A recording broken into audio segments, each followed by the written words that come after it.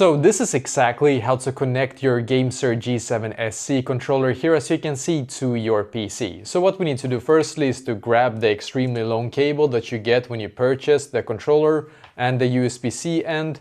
So this end right here needs to go into your controller here. So I'm just gonna do so right now. Make sure that you stick it right into it, because you need to hear a click, otherwise it will not work, just so you know. And then the USB end here needs to go to your PC or laptop. So I'm just gonna insert it right here real quick. Perfect, so now I have inserted it, as you can see. Now what I need to do, I need to turn it on. And you turn it on quite often just by clicking on the Xbox button here, as you can see. And sometimes you have to click on these two buttons here as well. And you can see now it should be connected. So yeah, you can see if I click on this button here, it totally works, or should work here now. Yep, it does. You can see